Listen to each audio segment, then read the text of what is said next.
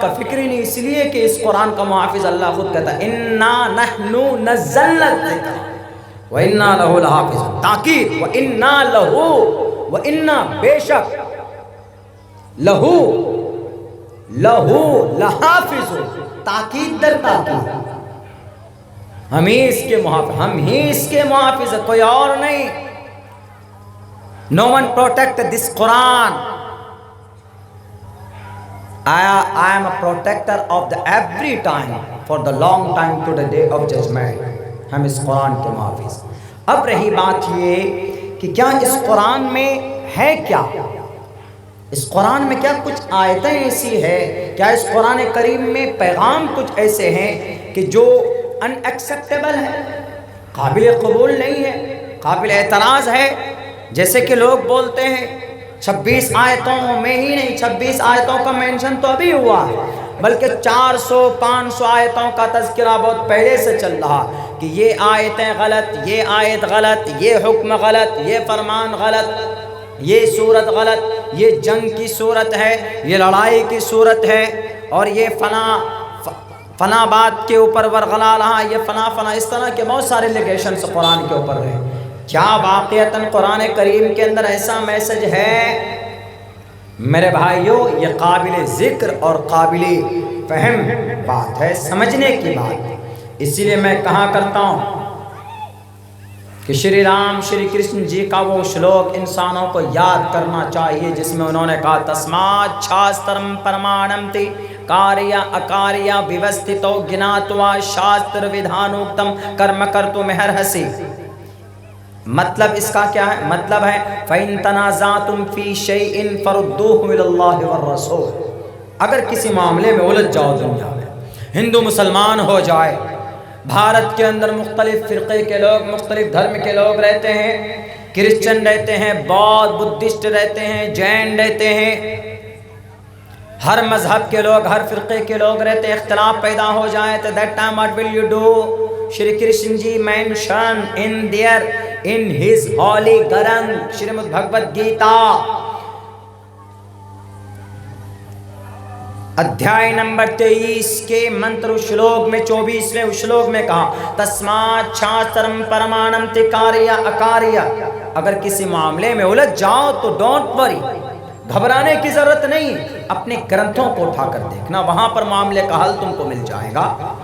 کیونکہ جو رشی منی مہا آتما ہوتے ہیں وہ کوئی بھی غلط بات اپنے گرنتھوں کے اندر داخل نہیں کرتا. جو ایشور کا نیک بندہ ہوتا ہے، جو اللہ کا نیک بندہ ہوتا ہے، وہ کبھی بھی اپنے فائدے کے لیے نہیں سوچتا بلکہ وہ قوم کے لیے سوچتا ہے. وہ اپنے اللہ کو راضی کرنے کے لیے وہ قربانیاں دیتا ہے، وہ اچھی باتیں، وہ اچھا پیغام دے کر جاتا ہے دنیا والوں. تو کیا واقعتاً قرآن میں کچھ میسیجز غلط ہے؟ بالکل نہیں. میرے بھائی، قرآن کریم کی پہلی آیت سورہ بقرہ، دوسری سورت پڑھیے الف لام میم ذالک الکتاب لا ریب فیہ. یہ کتاب ایسی کتاب ہے جس میں ذرہ برابر شک کی گنجائش نہیں ہے، رائے کے دانے کے برابر کوئی شک نہیں کر سکتا، شک کرنے کی گنجائش ہی نہیں. آگے پڑھیے ذالک الکتاب لا ریب فیہ ھدی للمتقین. یہ کتاب ہدایت ہے ڈرنے والوں کے لیے. وسیم رضوی جیسا آدمی ہوگا تو وہ تو کہے گا کہ مولانا آپ تو بڑے قرآن بولتے ہیں، یہ قرآن کیا کہتا ہے کہ ھدی للمتقین، ہدایت ہے ڈرنے والوں کے لیے. اور جو نہیں ڈرتا ہے اللہ سے، اس کا مطلب اس کے لیے ہدایت نہیں. وہ یہی کہہ سکتا ھدی للمتقین، ہدایت ہے ڈرنے والوں کے لیے. اور جو چور ہوگا، ڈاکو ہوگا، ناستک ہوگا، پاپی ہوگا، شرابی ہوگا، کبابی ہوگا، جو نماز چھوڑے گا، روزہ چھوڑے گا، حج چھوڑے گا، اس کے لیے تو ہدایت ہی نہیں. تو پھر کیا فائدہ اس قرآن کریم پر عمل کر کے، اس کو پڑھ کر، اس کو سینے میں لگا کر؟ ایسا آدمی بول سکتا ہے. اعتراض کرنے والوں نے کیا بھی ہے تو اس کو جواب دیا جا سکتا ہے کہ تم ھدی للمتقین تک مت اٹکو. ایک پارہ پڑھو، دوسرے پارے میں جاؤ، الف لام میم کا پارہ پڑھو، سیقول کا پارہ پڑھو، پاؤ سے آگے جاؤ. ایک آیت ہے شہر رمضان الذی انزل فیہ القرآن ھدی للناس، اس کو بھی پڑھو. اس میں کیا لکھا؟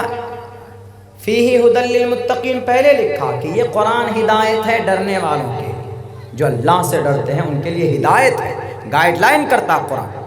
لیکن کیا جو ڈرتے نہیں ہیں، جو عام انسان ہے، جو کچھ جانتے ہی نہیں بیچارے، ان کے لیے کیا ہے؟ تو یہ قرآن ہدایت نہیں ہے. تو پھر کیا فائدہ؟ اس کا مطلب ہے کہ ڈرنے والوں کے لیے قرآن میں پیغام ہے، قرآن میں ہدایت ہے. لیکن جو عام انسان، جو پڑھنا نہیں جانتے، جو لکھنا نہیں جانتے، جو پہچان نہیں پاتے، غور و فکر نہیں کر پاتے، ان کے لیے کیا ہے؟ تو قرآن آگے کہتا ہے شہر رمضان الذی انزل فیہ القرآن ھدی للناس. یہ قرآن ہدایت ہے ڈرنے والوں کے لیے بھی، نہ ڈرنے والوں کے لیے بھی. یہ قرآن ہدایت ہے پڑھے لکھے لوگوں کے لیے بھی، ان پڑھ لوگوں کے لیے بھی. یہ قرآن ہدایت ہے مسلمانوں کے لیے بھی، نان مسلم کے لیے بھی. یہ قرآن ہدایت ہے نیتا کے لیے بھی. یہ قرآن ہدایت ہے پی ایم کے لیے بھی، سی ایم کے لیے بھی، پردھان کے لیے بھی، مکھیا کے لیے، ممبر کے لیے، سب کے لیے قرآن ہدایت. یہ قرآن ہدایت ہے بھارت کے لوگوں کے لیے، بنگلہ دیش کے لوگوں کے لیے، شری لنکا کے لوگوں کے لیے، بلکہ 10.5 ارب انسانوں کے لیے یہ قرآن ہدایت ہے. فیہ ھدی للناس. ناس مسلمان کو نہیں بولا جاتا، ناس کرسچن کو نہیں بولا جاتا، ناس آدم کی اولاد کو بولا جاتا ہے. اور دھرتی کے اندر سارے لوگ آدمی ہیں، چاہے وہ ہندو ہو، مسلمان ہو، جین ہو، کرسچن ہو، بودھ ہو، کوئی بھی ہو، امریکہ والا ہو، چاہے وہ افریقہ والا ہو، فرانس ایران والا ہو، لندن والا ہو، بھارت کا ہو، بنگلہ دیش کا ہو، افغانستان کا ہو، پاکستان کا ہو، بھوٹان کا ہو، جاپان کا ہو، چائنا کا ہو، کہیں کا، کسی بھی ملک سے بلونگ کرتا ہو، تعلق رکھتا ہو، اس کو آپ ناس بول سکتے ہیں. ناس.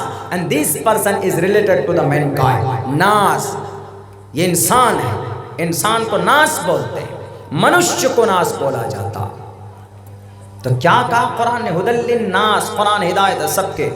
اب وہ جو اعتراض کرے گا وسیم رضوی جیسا آدمی کہ یہ قرآن تو ہدایت ہے ڈرنے والوں کے لیے، اس کا اعتراض، اس کے سوال کا جواب بالکل کلیئر ہے کہ نہیں؟ یہ قرآن کہیں پر الجھاتا نہیں ہے، یہ قرآن سلجھاتا ہے. یہ قرآن مسئلہ پیدا نہیں کرتا، قرآن مسئلے کا حل بتاتا ہے. دنیا والوں، آپ کو وہ بصیرت ہونی چاہیے، آپ کو وہ نگاہ، آپ نگاہ پیدا کرو. لکڑی کا چشمہ پہن کر قرآن کو مت دیکھو. لکڑی کے چشمہ لگا کر اور صرف اس میں آتنکواد ڈھونڈیں گے، اس میں صرف نعرہ تکبیر اللہ اکبر ڈھونڈیں گے، تو آپ کو پھر پتہ ہے آپ کے اندر وہی بھاونا اور وہی چیز پیدا ہوگی کہ نعرہ تکبیر کا مطلب لڑائی کرو، مارو، کاٹو، جلاؤ. بالکل نہیں. ابھی نوجوان آئے نعرہ بلند کرتے ہوئے، کیا نعرہ مطلب بلند کرنا، تکبیر، نعرہ تکبیر یعنی تکبیر کو بلند کیجئے. اور تکبیر کیا ہے؟ اللہ اکبر، اللہ سب سے بڑا. کہیں پر بھی بتائیے، کہیں پر ہے کہ کسی کو قتل کرو، کہیں پر ہے کسی پر ظلم کرو اس نعرہ تکبیر میں؟ لیکن چونکہ ایسا بنایا گیا، ایسا ماحول کریٹ کیا گیا کہ نعرہ تکبیر کا مطلب قتل کرنا، نعرہ تکبیر کا مطلب جہاد کرنا، نعرہ تکبیر کا مطلب تلوار لے کر میدان میں نکل جانا، نعرہ تکبیر کا مطلب مشرکین کو پاؤ قتل کرو، نعرہ تکبیر کا مطلب ہندو بھائی کو پاؤ تو قتل کرو، نعرہ تکبیر کا مطلب کرسچن کو پکڑو تو ان کا سر اڑا دو. یہ ماحول پیدا کیا گیا ہے، ورنہ یہ مطلب نعرہ تکبیر کا نہیں ہوتا.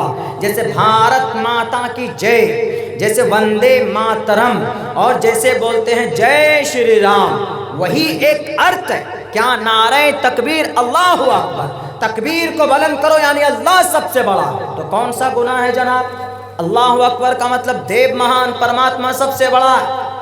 یہ ماحول پیدا کیا گیا one is all from the beginning to the end. Quran کریم کی پہلی شروعات سے لے کر الحمدللہ سے لے کر من الجنت والناس تک ایک آیت میں بھی، کسی ایک آیت میں کسی ایک لفظ کے اندر تشدد نہیں ہے، ظلم نہیں ہے، فساد نہیں، بلکہ سملرٹی. قومی یکجہتی کا کل پروگرام تھا، ہم نے وہاں پر ہندو بھائیوں کے ایک طرف وید پڑھے اور وہاں پر ایک طرف ہم نے قرآن پڑھا تھا. آج میں اسی سملرٹی کو بیان کرتا ہوں. تاکہ ان لوگوں کو جواب مل سکے جو لوگ قرآن کو الگ نظریے سے دیکھتے ہیں، جو لوگ مسلمانوں کی نماز کو الگ نظریے سے دیکھتے ہیں، جو لوگ مسلمانوں کی مسجدوں کو الگ نظریے سے دیکھتے ہیں، جو ہمارے مدارس کو الگ نظریے سے دیکھ کر ان میں تالے لگانے کی کوشش کرتے ہیں تاکہ ان کے کھوپڑی کے اندر جو دماغ میں جو بھوسا بھرا ہوا ہے وہ نکل پائے، وہ دور ہو پائے۔ میرے بھائی، قرآن میں کہیں پر بھی ایک ورڈ، ایک لفظ غلط نہیں۔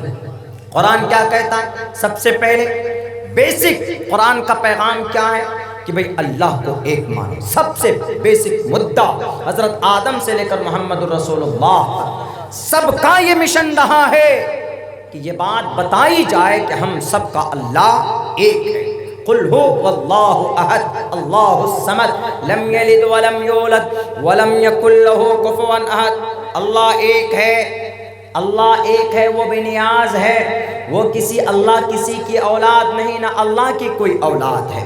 ولم یکن له کفوا احد، اور اللہ تبارک و تعالیٰ کا کوئی ہمسر بھی نہیں ہے کہ نہیں اس کا کوئی ہوگا، اس کا پی اے سی اے ہوگا، اس کا کوئی اسسٹنٹ ہوگا، ایسا بھی نہیں۔ یہ تعارف ہے اللہ تبارک و تعالیٰ کا۔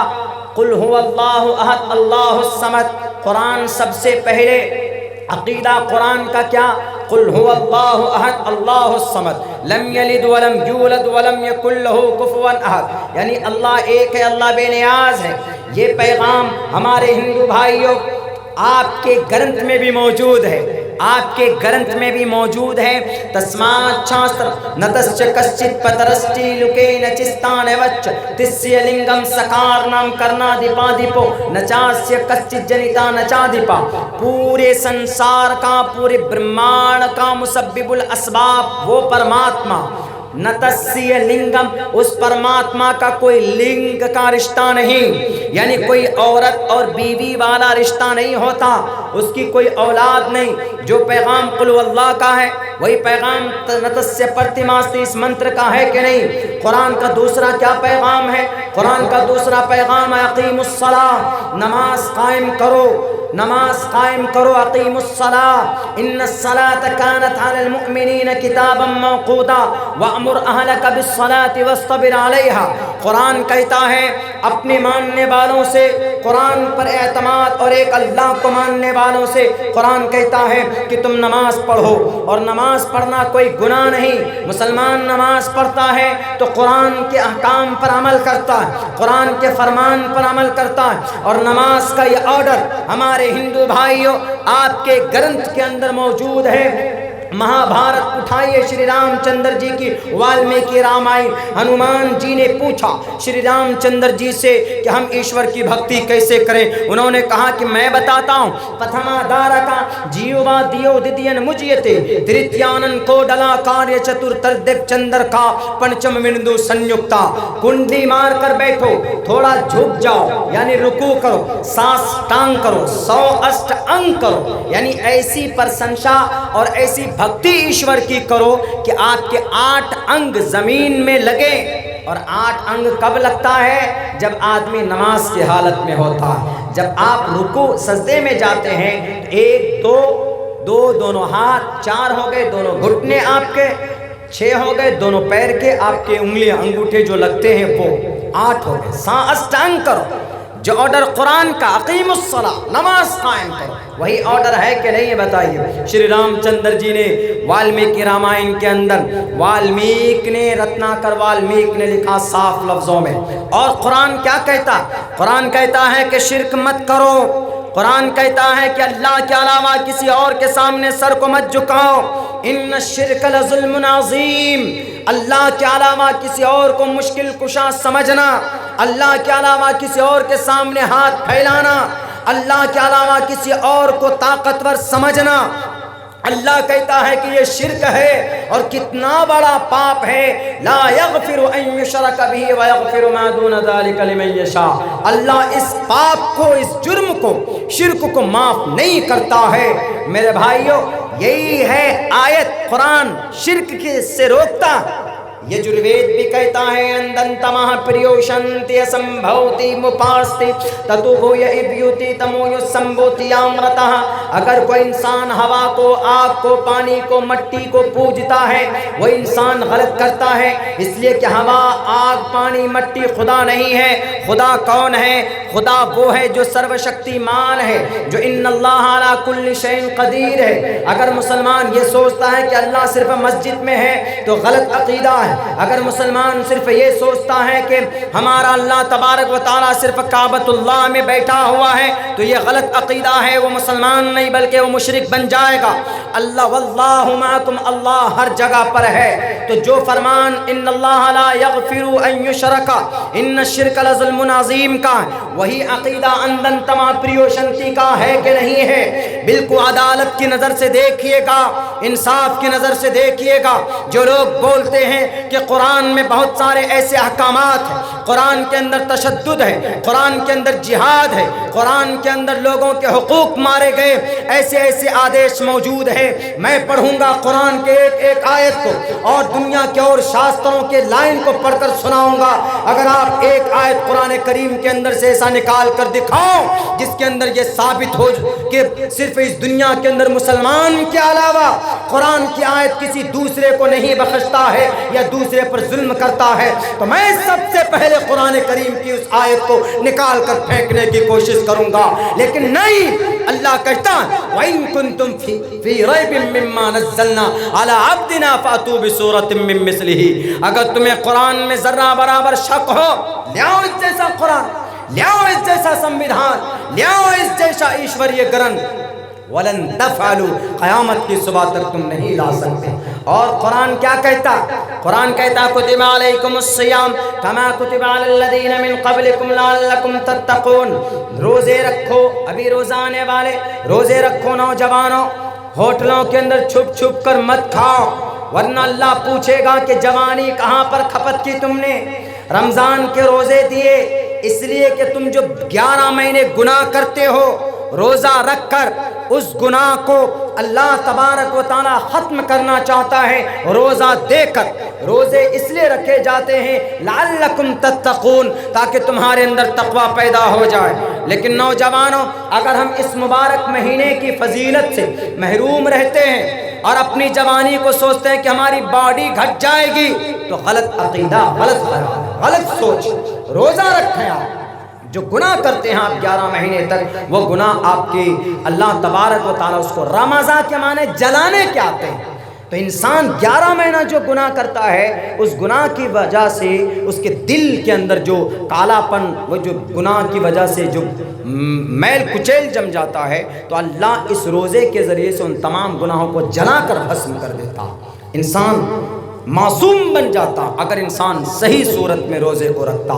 इसीलिए रोज़ा, और ऐसा नहीं कि सिर्फ हम पर रोज़ा फ़र्ज़ है, पहले भी कौम के ऊपर अल्लाह तबारक व तआला ने इस रोज़े को फ़र्ज़ किया। इसलिए मुबारक महीना आने वाला है, छुप छुप कर बीड़ी मत पीजिएगा, छुप छुप कर पुड़िया नहीं खाइएगा कि नहीं कोई नहीं देख रहा, मुंह में डाल लिया। और होटलों में पर्दा डाल देते हैं ऐसे लोग, होटल वाले भी पर्दा डाल देते हैं। यहाँ तो पर्दा डाल दोगे, कल क़यामत में जो कुटाई छिटाई होगी तो वहाँ तो बेपर्दे होकर के मारेगा अल्लाह तबारक व तआला, तब क्या करोगे? अल्लाह के नबी ने कहा वान शबाबी फ़ीमा अफ़ना, जवानी कहाँ खर्च कर किया, बॉडी दी थी किस लिए इस्तेमाल किया। 1 महीना भूखा, वो भी सिर्फ दिन में रोज़ा नहीं रख सकते थे। बीमार हो नहीं रख सकता है तो उसके लिए अलग निज़ाम, सफ़र में है नहीं रख सकते हैं तो उसके लिए अलग निज़ाम। लेकिन घर में रहने के बावजूद भी इतने अच्छे अहकामात मौजूद है कुरान पे, इस कुरान पर एतराज़ करता है, उसके भी ज़िम्मेदार हमें लोग, उसके भी ज़िम्मेदार हमें लोग। मेरे भाइयों, कुरान करीम में एक ज़बर निकालने की आवश्यकता ही नहीं है, ज़रूरत ही नहीं। तमाम दुनिया के अंदर जो मसाइल पैदा होते हैं उनका हल अल्लाह ने कुरान करीम के अंदर बयान कर। क्या बोलते हैं ये कोरोना का इलाज कुरान में नहीं है। कोरोना का इलाज सबसे पहले कुरान में अल्लाह ने बयान किया कि नहीं जनाब, मॉडर्न ज़माना आ गया, चाइना में कोविड पैदा हुआ, वहाँ पैदा हुआ और एक ही दिन के अंदर आ गया भारत के अंदर, सन 2020 के मार्च में आया। तो अब इस कोरोना से कैसे बचा जाए? قرآن میں علاج کورونا سے بچنے کے لیے کیا WHO نے کیا رپورٹ جاری کیا کہ لوگ سوشل ڈسٹینسنگ بنائے رکھیں، آدمی ہینڈ سینیٹائز کریں، ہاتھ دھوئیں. اور ہاتھ دھونے کا سنت کہاں پہ ہے؟ محمد رسول اللہ کی پاک ترین زندگی. آپ علیہ السلام نے کیا کہا کہ اے مسلمانوں، اے انسانوں، اے لوگو، جب تم کھانا کھانے جاتے ہو تو ہاتھ کو دھو لیا 3 مرتبہ دو، 1 مرتبہ نہیں 3 مرتبہ. جب آپ استنجے میں جاتے ہو تو باہر آتے تو مٹی سے ہاتھ دھو لیا. ہمارے علماء اگر بیان کرتے ہیں کہ محمد الرسول اللہ کی سنت ہے ہاتھ دھو کر کھانا کھائیں، ہاتھ دھوئیں، باہر سے آتے ہیں نماز پڑھتے ہیں، جب وضو کرنے جاتے ہیں تو ہاتھ دھوئیں. دن میں 5 مرتبہ وضو کرے گا، 15 مرتبہ ہاتھ دھوئے گا. تو بتائیے کورونا کبھی قریب آئے گا؟ نہیں آئے گا. لوگوں نے انکار کیا کہ نہیں، how can I accept the prophet Muhammad صلی اللہ علیہ وسلم، how can I follow the prophet method of the last prophet peace be upon him Muhammad صلی اللہ علیہ وسلم. ہم محمد کے ان کے احکام، ان کی سنت کو کیوں فالو کریں؟ یہ تو آپ کا محمد ہے، کیا بھلا ہونے والا؟ تو اللہ نے کہا نہیں مانو گے، کورونا کے ذریعے منوائیں گے. اور اللہ نے چائنا سے کورونا بھیج کر بتا دیا کہ ہاتھ دھونے پر تم بچ سکتے ہو کورونا سے. اللہ کے نبی نے 1450 سال پہلے بتا دیا تھا کہ لوگوں ہاتھ دھو گے تو دنیا کی بیماری سے دور رہو گے. نہیں مانو گے تو کورونا آ کر بتائے گا. نبی کہہ رہے تھے نہیں مانتے تھے، لو اب میں آ گیا، اب تو ہاتھ دھو گے تم. اب 10 مرتبہ ہاتھ دھوتے ہیں لوگ، صابن سے ہاتھ دھوتے ہیں. کیوں؟ بھئی کورونا ہے کہ نہیں؟ فرانس والوں نے پردے کے اوپر پابندی لگانے کی کوشش کی، برقعے کے اوپر. کیوں؟ اس لیے کہ سانس لینے میں گھٹن محسوس ہوتی ہے. فرانس ووٹنگ ہوا، 52% ووٹ ملے کہ اس برقعے کے اوپر بندش لگنی چاہیے. ریزن کیا؟ ماں باپ سماج کی بہو بیٹیوں کو دقت ہوتی ہے سانس لینے میں، ان کی شکل نہیں دکھتی. اچھا جی، سانس لینے میں پردے کی وجہ سے، برقعے کی وجہ سے اگر دقت ہوتی ہے تو آپ یہ بولتے ہو کہ بھئی چلو ووٹنگ کر کے اس نقاب کو ختم کر دو. اب کرونا آ گیا، کرونا نے کہا کہ نہیں، پردہ ہونا چاہیے، پردہ ہونا چاہیے. کیوں؟ اس لیے کہ پردے سے سیفٹی ہے سماج کی بہو بیٹی کی. ان کو بات سمجھ میں نہیں آئی. ہم لاکھ کہتے رہے، قرآن لاکھ کہتا رہا، مولانا ہمارے علماء کرام لاکھ تقریر میں کرتے رہے کہ سماج کی بہو بیٹیوں پردے میں رہو، نقاب میں رہو، اپنے ناک کو ڈھکو، اپنے منہ کو ڈھکو. لیکن فرانس والا الگ قانون پاس کرنے میں لگے کہ بالکل نہیں، سانس کو یہ نقاب اٹھاؤ، سانس لینے میں آسانی ہوگی. تو اللہ نے ایسا کر دیا کورونا کو بھیج کر کہ 12 گھنٹہ اگر آفس میں کام کرو گے تو منہ میں پردہ لگا کے رکھنا ہوگا، ماسک پہن کر رکھنا ہوگا. کیوں؟ کورونا سے بچنے کے لیے. اب اللہ نے بتا دیا نا کورونا کے ذریعے. اب کورونا کہتا ہے کہ جب تم 12 گھنٹے تک ماسک لگا کر سانس لے سکتے ہو بے وقوف آدمی، تو ہماری ماں اور بہن 6 گھنٹے تک برقعے کے اندر سانس نہیں لے سکتی ہے. سمجھایا کہ نہیں سمجھایا؟ تو اللہ کی لاٹھی میں آواز نہیں ہوتی ہے. اللہ تبارک و تعالیٰ تسلیم، اللہ تبارک و تعالیٰ ثابت کرنا چاہے تو کروا سکتا ہے. اللہ کے مقابلے میں مت کھڑے ہو بغاوت کے لیے. وہ اللہ ہے، وہ جو چاہے وہ کر سکتا ہے. اس کا کوئی بھی حکم، کوئی بھی آرڈر حکمت سے خالی نہیں ہوتا. بات کرتے ہو تم دنیا میں، تمہارے لاک ڈاؤن سے لگاؤ تو ڈھنگ سے لگاؤ. یہ کیا رات نائٹ کرفیو لگاتے ہیں؟ نائٹ کرفیو لگا کے کچھ فائدہ ہوتا ہے؟ بتائیے. نائٹ کرفیو لگا دیا کہاں پہ؟ دلی کے اندر نائٹ کرفیو. رات میں کورونا گھومتا ہے کیا؟ مہاراشٹر میں چلے جائیے تو مہاراشٹر میں 2 دن کا لاک ڈاؤن، 2 دن کا. کون سا؟ سنیچر اور اتوار، 2 ہی دن کا لاک ڈاؤن ہے، باقی 5 دن کھلا ہوا. کیوں؟ کورونا کہہ کے آتا ہے کہ ہم 2 دن آئیں گے، لاک ڈاؤن لگا دو. اس کو تو کبھی بھی آنا ہوگا، آ جائے گا. اس کا مطلب ہے کہ لاک ڈاؤن کورونا جو ہے وہ بڑا ہو گیا ہے، وہ اسکول میں UKG نرسری میں پڑھنے لگا ہے. تو 2 دن چھٹی ہوتا ہے، اسکول سے باہر آ جاتا ہے فٹ بال کھیلنے کے لیے، تو جو ملتا ہے اسی کو پکڑ لیتا ہے. اسی لیے ڈسٹرکٹ مجسٹریٹ صاحب نے کہا کہ بھائی 2 دن تک تمہارا لاک ڈاؤن رہے گا، کیونکہ کورونا کی چھٹی ہو رہی ہے اسکول سے، باقی 5 دن تک نہیں. ہم کو یہ فلسفہ سمجھ میں نہیں آتا. میرے بھائیوں، لاک ڈاؤن اب بہت آسان ہے. یہ الگ الگ پالیسی ہے گورنمنٹ کی لگائے، لیکن اس لاک ڈاؤن سے صرف مسئلے کا حل نہیں ہوگا. آپ نے جو دوائی بنائی، اس دوائی کو کھا کھا کر لوگ کیوں مر رہے ہیں؟ دوائی کو کھانے کے بعد اس کا رزلٹ پوزیٹیو آتا. خیر یہ الگ معاملہ ہے، اس کو اسٹرانگ کیجیے. पैसों को सिर्फ राजनीतिक फील्ड में इस्तेमाल मत कीजिए। 81 करोड़ 81 अरब 81 करोड़ वोटरों के पीछे आप करोड़ों रुपए खर्च करते हैं, तो उन पैसों को खर्चा कीजिए आप वैक्सीन बनाने में, स्ट्रॉन्ग वैक्सीन बनाइए। बहरकैफ बात चल रही थी कुरान की, तो कुरान में अल्लाह ने तमाम दुनिया के मसाइल का हल बयान किया। या अय्युहल्लज़ीना आमनू इज़ा कुंतुम इलस्सलाति फ़ग़सिलू वुजूहकुम व अयदियकुम इलल मराफ़िक़, अपने मुंह को धो, अपने हाथ को धो। कोरोना से बचने का इलाज अल्लाह ने कुरान करीम के अंदर बयान किया। हम कुरान को मानते हैं, हम नबी को मानते हैं, तो हमारा कुरान कहता मा काना मुहम्मदुन अबा अहदिम मिर रिजालिकुम वलाकिन रसूलुल्लाहि व खातमन नबिय्यीन। हम मोहम्मद को आखिरी नबी इसलिए मानते हैं क्योंकि कुरान ने कहा तो हम मानते हैं। ऐसा नहीं कि सिर्फ कुरान में हमारे ऋग्वेद, यजुर्वेद, सामवेद, अथर्ववेद, रामायण, भविष्य पुराण, कल की पुराण, मत्स्य पुराण के अंदर मौजूद मोहम्मद को आखिरी नबी मानना पड़ेगा, इसलिए कि मोहम्मद आखिरी नबी थे। नराशन संवाजिनम वाजन्नी शहीदीरम पूषणम सन्मैरीमहे रथम न दुर्गा दवसवा सुदान वो विश्व सम्मानो अहं सो निष्पिपर्ता। अगर हम अल्लाह तबारक व ताला को अल्लाह की कहीं मूर्ति नहीं रखते, अल्लाह की कोई बुत हम नहीं बनाते, तो ये अल्लाह का ऑर्डर है। अल्लाह का कोई जिस्म नहीं होता, अल्लाह के हाथ पैर नहीं है, अल्लाह का कोई सर नहीं है, उसकी कोई शक्ल नहीं है, बल्कि अल्लाह ने कुरान में कहा लैसा कमिस्लिही शै। तो हम इस आयत पर हमारा एतमाद और विश्वास है कि अल्लाह की कोई शक्ल सूरत नहीं। तो यही अकीदा तो वेद में भी जिक्र किया।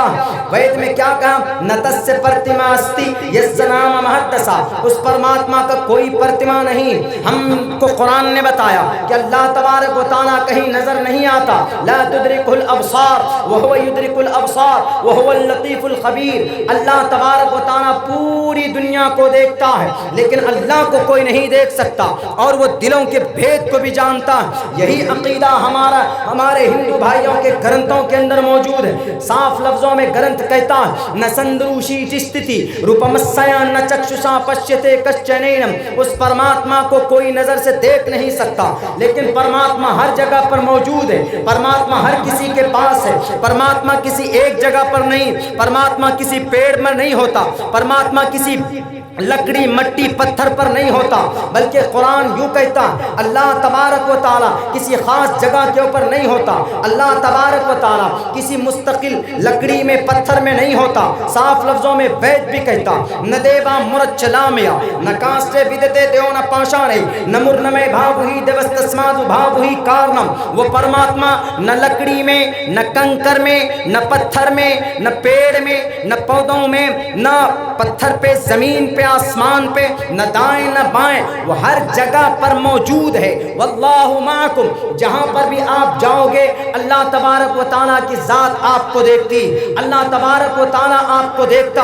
आप अल्लाह के नजरों के सामने में हो। बताइए कुरान का क्या फरमान? कुरान कहता है कि यह आखिरी पैगाम है, अल-यौम अकमलतु लकुम दीनकुम व अतममतु अलैकुम निअमती व रज़ीतु लकुमुल इस्लाम दीना। ये दीन मुकम्मल है, इसके अंदर कोई तब्दीली नहीं हो सकती, और इसके अंदर किसी के ऊपर अल-यौम ला तुज़लम नफ्सुन शैआ व मा रब्बुका बिज़ल्लामिल लिल अबीद। अल्लाह कहता है कि तुम्हारा रब जुल्म नहीं है, जालिम नहीं है अपने बंदों के ऊपर। हमारे हिंदुस्तान के हिंदू भाइयों, हमारे सनातन धर्मी भाइयों, आपके ग्रंथ के अंदर भी ये पैगाम दिया जाता है।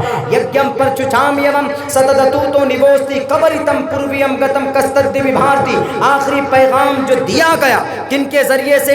मनुष्य के जरिए से। और कुरान करीम का जो पैगाम है यह अल्लाह का पैगाम है। मोहम्मद ने अपनी तरफ से कोई बात नहीं कही। वमा यंतिकु अनिल हवा इन हुवा इल्ला वह्यु यूहा। मुहम्मदुर रसूलुल्लाह अपनी तरफ से कोई बात लोगों को नहीं बताते, बल्कि अल्लाह के तरफ से इन हुवा इल्ला वह्यु यूहा, जो अल्लाह के तरफ से वही की गई हजरत जिब्राइल के जरिए से उन पैगाम को इंसानों के सामने में रखा। ये बात आपको माननी पड़ेगी। अगर आपको यकीन ना हो तो उठाइए यजुर्वेद में कहा गया। यजुर्वेद में साफ लफ्जों में कहता है, एकदम क्लियर तौर पर कहता है, युनः पिता जनिता यु विधाता धामानी वेद। और احمیب السویمدم بدامی جشتم دوا برتمانو شبیم کامیتت مگرنم کرنمتم برمانم تمرشدم سمیدھام. منش دیو کن جس کا منن کرتے ہیں وہ سندیش ایشور اپنے بندے پر بھیجتا. وہ بندہ اپنے انسان اپنے لوگوں کے بیچ میں وہ بات رکھتا جو پیغام قرآن کا ہے وہی پیغام ویدوں کا ہے کہ نہیں. پھر کس نے کھڑا کیا اس وسیم رضوی کو؟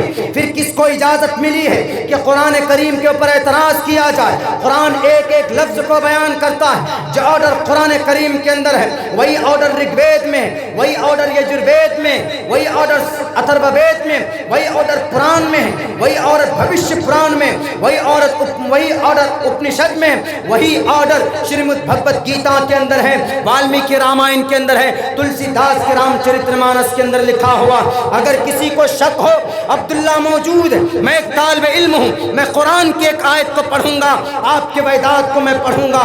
آپ دکھا دیجئے کہ کون سے قرآن کریم کی کس لائن میں کہا گیا کہ اس دنیا کے اندر مسلمانوں کے علاوہ جو بھی سامنے آتا ہے تو اس کو مارو اور کاٹو. قرآن نہیں کہتا. قرآن تو شراب سے لوگوں کو روکتا ہے، قرآن تو زنا سے لوگوں کو روکتا ہے، قرآن تو غیر اللہ کی عبادت سے انسانوں کو روکتا ہے، قرآن تو انسیت اور محبت کا پیغام دیتا ہے.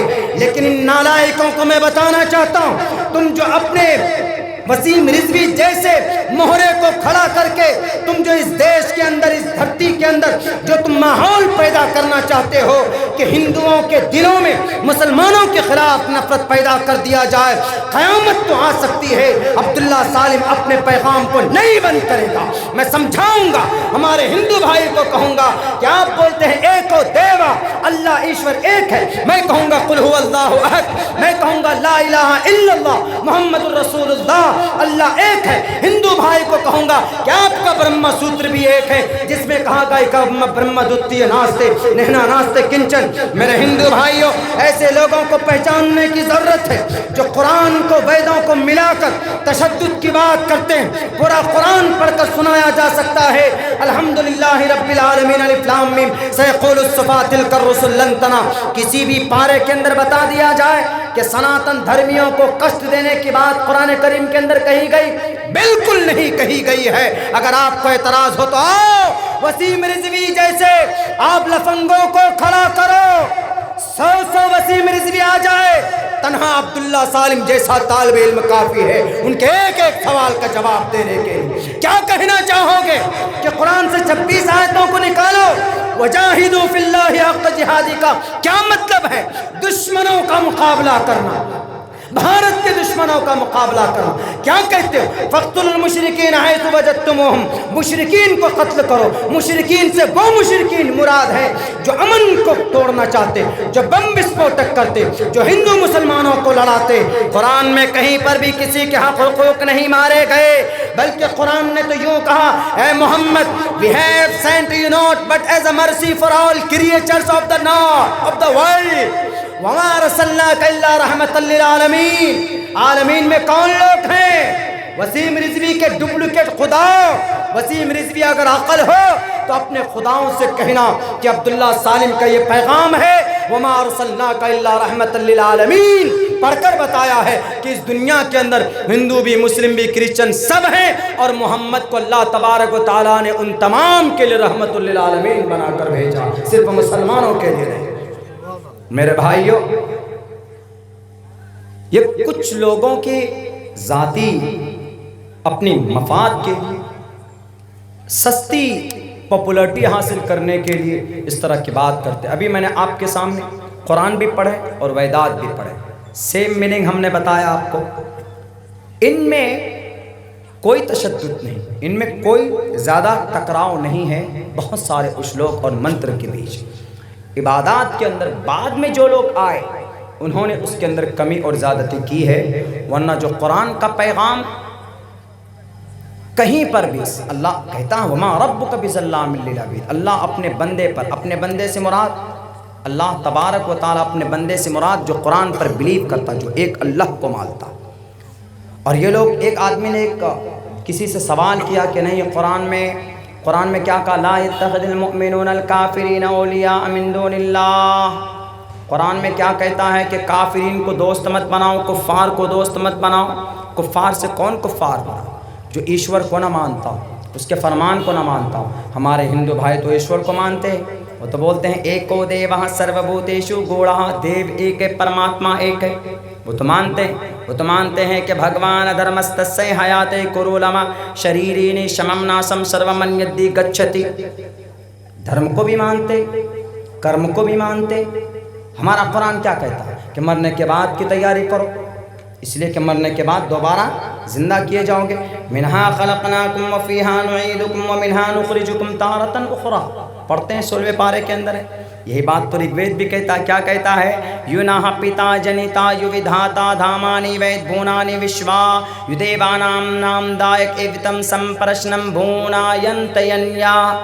تمہیں مرنے کے بعد دوبارہ اپنے ایشور کے سامنے کھڑا ہونا ہوگا. اگر تم نے پاپ کیا ہے تو پاپ کا بھی تمہیں حساب دینا ہے، اگر تم نے پن کیا ہے تو پن کا تم کو اجر ملے گا. ہمارا اعتماد کیا ہے قرآن پر؟ ہمارا عقیدہ کیا ہے کہ ہم مریں گے. ہر انسان کو اس دنیا سے، ہر جاندار کو مرنا ہے. قرآن کہتا ہے کل نفس ذائقۃ الموت، ہر نفس کو، ہر جاندار کو موت کا مزہ چکھنا ہے. وید بھی تو یہی کہتا ہے وکتم وکتی ما پنیم منینتی مام بدھم پرم بھاو مجاننتو مما ویمانتمم. اے منشو، اے جاندارو، اے جیو جنتو، اس دھرتی کے اوپر بسنے والے جیو جنتو، تمہیں مرنا ہے، تمہیں مرنا ہے. مرتیو کو چکھنا ہوگا، موت کا سامنا کرنا ہوگا. اب بتائیے بھائی، ہم اگر قرآن کو مانتے ہیں تو کون سے غلطی کرتے ہیں؟ جو پیغام قرآن کا وہی پیغام تو شاستروں کا بھی. اگر کوئی راج نیتا اگر بیٹھ کر کے وہ کسی گرنتھ کو مانے بغیر اناپ شناپ وسیم رضوی جیسے ناپاک عقیدہ رکھنے والے لوگ کھڑے ہو جائیں تو وہ ان سے تو زیادہ فکر کی ضرورت ہی نہیں. وہ تو صرف ایک سستی، اس کا گلا خود اٹکا ہوا ہے، کسی گھوٹالے میں گلا اٹکا ہوا ہے اس کا. اب اس نے سوچا کہ کیا کریں. اب بڑے بڑے کام چل رہے ہیں اس دیش میں، بڑا بڑا آندولن چل رہا. ان آندولن کو ختم کرنے کے لیے بس یہ مسلمان چونکہ گوشت کھاتے ہیں، یہ مسلمان مچھی کھاتے ہیں، ان کا جذبات، ان کا خون بہت گرم ہوتا ہے. بس نبی کے اوپر کچھ کہلوا دو، نماز کے اوپر کچھ بلوا دو، مسجد کے اوپر کچھ ان کے خلاف بول دو تو فوراً مسلمان آ جائیں گے، اگر ہو جائیں گے، ایک دم میدان میں آ جائیں گے، ایک دم تلوار لے کر آ جائیں گے، سر پر کفن باندھ لیں گے، ایک دم پروٹیسٹ کریں گے، احتجاج کریں گے، دنگے کروا دیں گے، اور وہ جو آندولن چل رہا ہے اس کو دبا دیں گے. معاملہ ادھر سارا میڈیا، یہ جو میڈیا والے یہ بےمان لوگ، یہ بےمان ہے ایک طرح کے. دجال کے یہ چیلے. دجال جب آئیے، دجال کی آمد کی تیاری. دجال کیسے آئے گا اس کی ایک بہت تاریخ، لمبی چوڑی تاریخ ہے، میں ادھر نہیں جاؤں گا. لیکن دجال کا دایاں ہاتھ میڈیا والے، اور میڈیا والا نبھا ہے. جو دکھانا ہے صحیح لوگوں کے سامنے وہ دکھاتے نہیں، جن کو نہیں دکھانا وہ دکھا دیتے ہیں. جی کرونا کہاں سے آیا؟ نظام الدین مرکز سے آیا. تو سپریم کورٹ نے تو اب کہہ دیا کہ کرونا کا، سپریم کورٹ نے کہہ دیا کہ کرونا کا نظام الدین مرکز سے کوئی لینا دینا نہیں. واہ کیا کہنا. ملا نہیں آپ کو کرونا سے بچنے کا کوئی راستہ تو مولانا صاحب کے سر پہ ڈال دیا. لیکن وَتُعِزُّ مَن تَشَاءُ وَتُذِلُّ مَن تَشَاءُ. باعزت بری ہوئے کہ نہیں ہوئے مرکز والے؟ کب تک کرو گے بدنام؟ کب تک؟ ٹوپی اور داڑھی والوں کو، میڈیا والوں، شرم کرو. آپ شرم کرو. آپ چوتھے استمبھ ہیں جمہوریت کے. غیر جانبدار ہو کر کے آپ کو صحیح کام کرنا چاہیے. نہیں، آپ ایک ہی کا گن گاتے ہو، جہاں سے پیسے آتے ہیں، جہاں سے فنڈنگ ہوتی ہے، بس وہی خدا بنا کر پیش کر دیتے ہو. خدا بنا کر ان کی تعریف کرتے ہو کہ یہی ہمارا سب کچھ ہے، یہی ہمارا سب کچھ ہے. اگر میڈیا والے ایماندار ہوتے تو آج ہمارے اس دیش کی یہ حالت نہیں ہوتی. دیش کے اندر میں جو اتنی بری حالت پیدا کر دی گئی، مسجد، مندر، مسلمان، ہندو، ٹوپی، داڑھی، گائے، بکری، بیل، بھینس، اس کے اوپر کیوں نہیں آواز بلند کرتے؟ جانوروں کا انشورنس ہو رہا ہے، انسانوں کا انشورنس کیوں نہیں ہو رہا؟ اس پہ آواز بلند کرو. میڈیا والا خاموش رہیں گے. بھینس کماری کو مل رہا ہے 2 لاکھ روپیہ، اور آدمی کو کتنا لاکھ مل رہا ہے؟ 1.5 لاکھ روپیہ. بتائیے اس کے اوپر کوئی آواز بلند نہیں کریں گے؟ جو مجرمین ہیں ان کو سزا نہیں دی جاتی، جو معصوم لوگ ہیں ان کو پکڑ کر ڈال دیا جاتا ہے جیلوں کے اندر. یہ میڈیا یہ دجال کے چیلے ان کے دوست ہیں۔ دجال دجل سے بنا ہے، دجل کا مطلب مکر و فریب، دھوکہ دینا۔ دجال دھوکے باز ہوگا۔ دجال بڑی طاقت کا نام ہے جو اللہ کے طرف سے ہم مسلمانوں کی ایمان کو جانچنے کے لیے آئیں گے، لیکن ان سے بچنے کا ایک طریقہ بتایا ہے کہ ہم اگر مسلمان صحیح مسلمان بن کر ہیں دنیا میں، سب سے پہلی بات تو نماز پابندی سے اگر مسلمان پڑھتا ہے، پانچوں وقت کی پابندی سے نماز پڑھتا ہے، اپنے قرآن پر اعتماد ہے، روزہ پابندی سے رکھتا ہے 30 کے 30 روزے، زکوٰۃ دیتا ہے اگر زکوٰۃ دینے کا اللہ نے اس کو وسعت دیا، حج کرنے جاتا ہے اگر حج اس پہ فرض ہے، اگر ان کو 5 پلرز آف اسلام کو مضبوطی سے پکڑ کر ہے تو وہ مسلمان دجال کی باطل طاقت کا مقابلہ کرے گا۔ دجال ایسے ویسے نہیں ہے، دجال طاقتور ہوگا۔ دجال کے کہنے سے آسمان میں چلتے ہوئے سورج کو روک دے گا، سورج کی روشنی کو بے نور کر سکتا، یہ طاقت اس کو اللہ کی طرف سے ملے گی۔ اس کی رفتار اتنی تیز ہوگی کہ اس کی نگاہ جہاں تک جائے گی، اس کی جو سواری ہوگی، اس کا قدم اتنے دور تک کی مسافت طے کرے گا۔ وہ دجال، وہ کانا دجال، مسیح دجال، بال گھنگریالے ہوں گے اس کے، لیکن اس کے ایک ہاتھ میں جنت اور ایک ہاتھ میں جہنم۔ کون مقابلہ کرے گا؟ ایک ایمان والا مقابلہ کرے گا، جس کا ایمان مضبوط ہوگا وہ کہے گا کہ یو آر دجال۔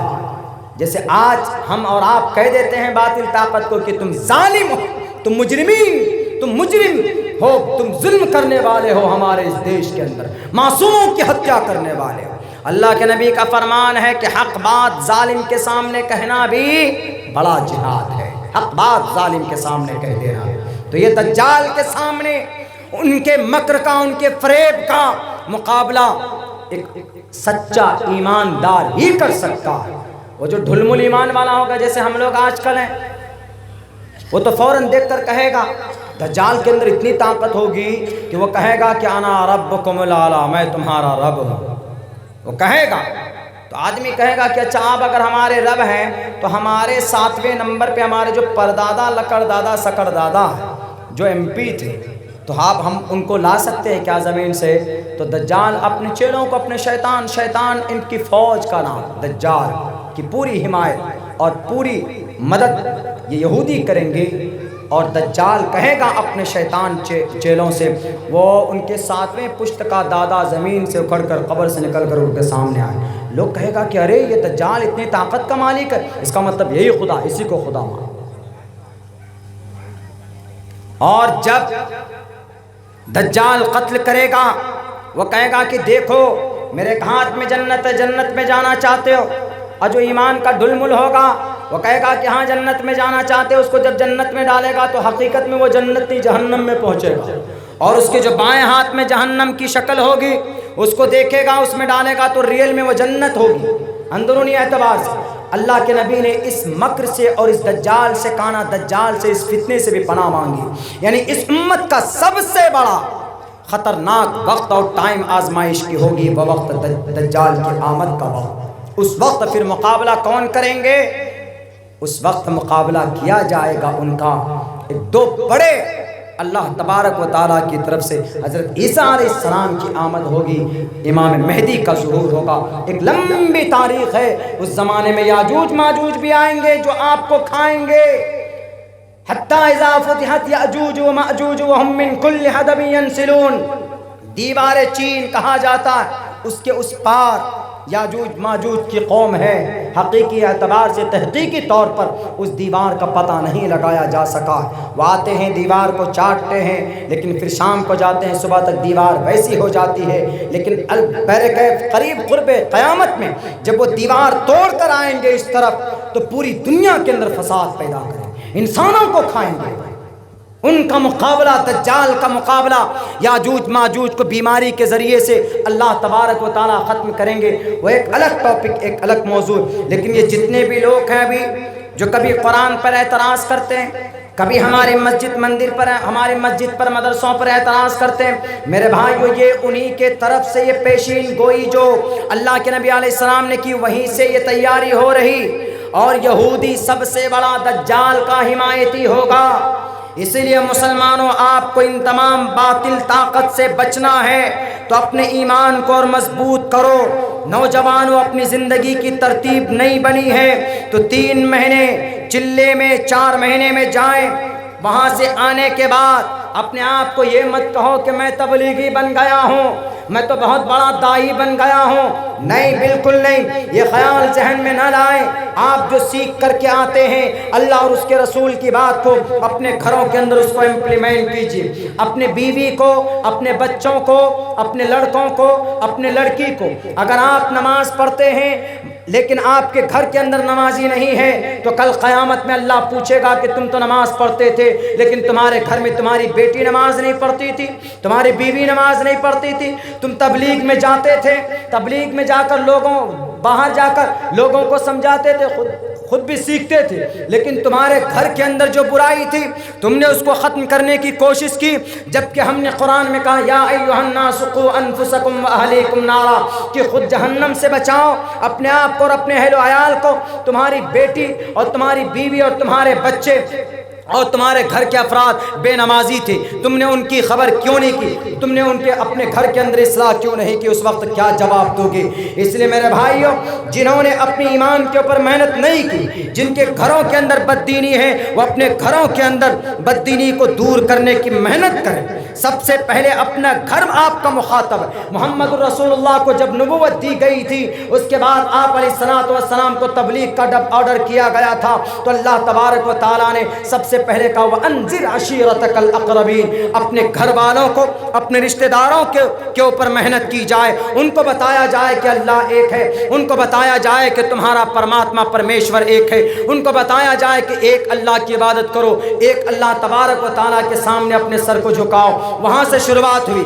اس لیے ہم مسلمانوں بہت اچھی ترتیب ہے جماعت کی، ایک ایک گھر تک دین کی باتیں پہنچائی جا سکتی ہے، لیکن شرط یہ ہے کہ آپ صرف اسی پر نربھر نہ ہو کہ ہم صرف باہر جا کر اپنی ذات کی اصلاح تو کر لیتے ہیں، اگر آپ کے گھر کے اندر اگر وہ چیزیں نہیں آئی تو پھر یہی چیز آپ کے لیے وبال جان بن سکتی ہے مرنے کے بعد، کیونکہ اللہ کے نبی کا فرمان ہے کلکم رائن وکلکم مسئول عن رعیتہ، اللہ آپ سے پوچھے گا کہ اگر آپ کا بیٹا روزہ نہیں رکھتا ہے، آپ نے اپنے بیٹے کی کیوں نہیں اصلاح کی؟ آپ کا بیٹا روزہ نہیں رکھا۔ میرے بھائیو، روزہ رکھو گے تو فرشتوں کے صف میں کھڑے ہو جاؤ گے۔ جان بوجھ کر ایک روزہ بھی اگر آپ نے توڑ دیا، اگر آپ نے چھوڑ دیا ہے تو پوری زندگی آپ روزہ رکھو اس کی قضا اور کفارہ کے لیے، تو اس روزے کی فضیلت کو آپ نہیں پہنچ سکتے۔ اسی لیے 30 دن اللہ نے دیا آپ کو آپ کی گندگی کو دور کرنے کے لیے۔ یہ مبارک مہینہ آ رہا، اس مبارک مہینے کے اندر روزے رکھیں، زیادہ سے زیادہ تلاوت کریں اور تراویح کی نماز میں شریک ہوں، تہجد کی نماز پڑھیں، آپ اخیر عشرے کے اندر اعتکاف کریں۔ آپ یہ ساری چیزیں اللہ تبارک و تعالیٰ فضیلت نیکیاں بڑھا بڑھا کر نفلوں کی فرض کے مطابق اور فرض کی 70 فرض کے مقابل کو بڑھا کر اللہ تبارک و تعالیٰ وہ دیتا۔ آج ہم گالی دیتے ہیں کن کو؟ گالی دیتے ہیں فرقہ پرست طاقتوں کو، گالی دیتے ہیں ہم RSS کو، بجرنگ دل کو، شیو سینا کو، فلاں پارٹی کو، فلاں پارٹی کو، فلاں پارٹی، لیکن پہلے مجرمین ہم خود مجرم ہیں۔ پہلے ہمارے گناہ اتنے بڑھ چکے ہیں کہ ظالم کو اللہ نے مسلط کر دیا ہم پر۔ کیوں؟ اس لیے کہ ہم خود اللہ تبارک و تعالیٰ کو یاد نہیں کرتے۔ ہمارے نوجوانوں کا ایک بڑا طبقہ دیکھ لیجئے، کتنے جانتے ہیں وہ what is the name of prophet Muhammad صلی اللہ علیہ وسلم؟ The young generation and doesn't know and don't know who is prophet, what is name the prophet of Muhammad صلی اللہ علیہ وسلم، نہیں جانتا کہ محمد رسول اللہ صلی اللہ علیہ وسلم آئے، کہاں پیدا ہوئے، محمد آئے تو نکاح کب ہوا ان کا، محمد رسول اللہ کو نبوت کب ملی، مکہ میں کتنے دن رہے، مدینہ میں کتنے دن رہے۔ ابھی نوجوانوں سے پوچھ لیجئے کہ نوجوانوں سب سے بھاری فلم کس کی ہوتی ہے؟ جی مارول کمپنی کی ہوتی ہے۔ نوجوانوں سے پوچھ لیجئے کہ سیریل میں ابھی کون آگے ہے، کون سی کمپنی ٹی سیریز آگے ہے۔ پوچھ لیجئے کہ بھارت کے اندر سب سے فیوریٹ ایکٹر کون ہے آپ کا؟ جی سلمان خان ہے۔ جی ہیروئن کون سے پسند آپ کو؟ جی فلاں فلاں پسند ہے۔ یہ بتا دیں گے بھائی ہمارے نوجوان، اور ہمیشہ ہر وقت اپنے پاکٹ کے اندر ہم لوگ گٹکا پڑیا لا کر کھاتے ہیں روزہ توڑ کر۔ میرے بھائیو بالکل نہیں، جتنا نالج آپ کو دنیا کے بارے میں ہے اتنا ہی نالج آپ کو آپ کی شریعت کے بارے میں، محمد کے بارے میں ہونا چاہیے۔ ڈائریکٹر کا نام جانتے ہو، پروڈیوسر کا نام جانتے ہو، فلم کب ریلیز ہوتی؟ جمعے کے دن ریلیز ہوتی۔ کبھی غور کیا کہ فلم جمعے کو کیوں ریلیز ہوتی؟ ہمارے نوجوانوں نے کبھی غور نہیں کیا۔ جمعے کے دن اس لیے فلم ریلیز ہوتی ہے، اس دن جمعے کے دن، تاکہ آپ کو جمعے کی نماز سے غافل کر دیا جائے۔ جمعے کے دن ریلیز ہوتی ہے، سنیچر کو بھی ریلیز ہو سکتی ہے فلم، لیکن نہیں، جمعے کو کیا جان بوجھ کر، تاکہ آپ کو جمعے کی نماز سے بڑا طبقہ ہمارے نوجوانوں کا، جب ہم لوگ پڑھتے تھے، ہمارا ایک ساتھی تھا، وہ جمعے کی نماز چھوڑ کر کے مدرسے سے جمعے کی نماز چھوڑ کر کے 12 سے 3 تک شو دیکھنے کے لیے فلم سنیما ہال میں پہنچ جاتا۔ کیوں جی، کیوں جا رہے ہو؟ ارے مولانا پہلے شو میں دیکھنے کا مزہ ہی کچھ اور آتا ہے، سالم چلو تم بھی، عبداللہ تم بھی چلو فلم دیکھنے کے لیے۔ یہ سازش ہے آپ کو جمعے کے دن جمعے کی نماز سے دور کرنے کے لیے۔ اور مسلم نوجوان آگے ان معاملوں میں، کن کا فلم ریلیز ہوئی؟ کن کی؟ جی سلمان خان۔ کن کی ریلیز ہوئی؟ جی شاہ رخ خان۔ کن کی ریلیز ہوئی؟ جی عامر خان کی لگان۔ کن کی ریلیز ہوئی؟ جی کی سنی دیول کی غدر فلم ریلیز ہوئی۔ مولانا غدر فلم میں تاریخ ہے، اتہاس ہے۔ کیا تاریخ ہے، کیا اتہاس ہے غدر میں؟ غدر میں کوئی اتہاس نہیں۔ کیا تاریخ ہے لگان میں؟ کوئی اتہاس نہیں۔ کتاب کے اندر تاریخ موجود ہے، ہسٹری موجود ہے، ان کتابوں کو پڑھیے۔ کیا جانتے ہیں ہمارے نوجوان بھارت کی تاریخ کے بارے میں؟ جانتے ہیں میرے نوجوان؟ مجھے بتا دے کوئی نوجوان کہ بھارت کا سب سے پہلا مسلم امپیرر کون ہے، مسلم بادشاہ کون ہے؟ نہیں بتا پائیں گے۔ ابھی 3 روز پہلے ہم نے پوچھا تھا ہمارے ایک نوجوان کو نیپال بارڈر پہ، ہم نے کہا کہ بھئی سب سے پہلے مسلم بادشاہ کون؟ بتاؤ تو۔ وہ بولا کیا؟ بابر بادشاہ۔ سب سے پہلا مسلم بادشاہ بابر بادشاہ نہیں۔ اور ایک بات میں بتا دوں، ہندو بھائیوں کے بیچ میں جو نفرت پھیلائی گئی ہے، وہ بیسک وجہ اور ریزن وہ یہ کہ بھارت کے اندر 800 سال تک مسلمان بادشاہوں نے حکومت کی، 800 سال تک۔ اسی لیے کیونکہ یہاں پر جب آئے تھے مسلم بادشاہ تو یہاں پر ایک بھی مسلمان نہیں تھا، انہوں نے زبردستی ڈرا کر دھمکا کر اپنے ہندو رعایا کو کہا کہ تم شریمد بھگوت گیتا کو چھوڑو، تم رگ وید کو چھوڑو، تم رامائن کو چھوڑو، تم مہا بھارت کو چھوڑو، تم قرآن پڑھو، نہیں قرآن پڑھو گے تو تمہارا سر اڑا دیا جائے گا۔ سارے بادشاہ نے وہی کام کیا۔ یہ دشمنی ہے، یہ پیغام، حالانکہ یہ تاریخ نہیں۔ میں آپ کے سامنے یہ تاریخ ابھی رکھوں گا، میں آپ کے سامنے بتاؤں گا۔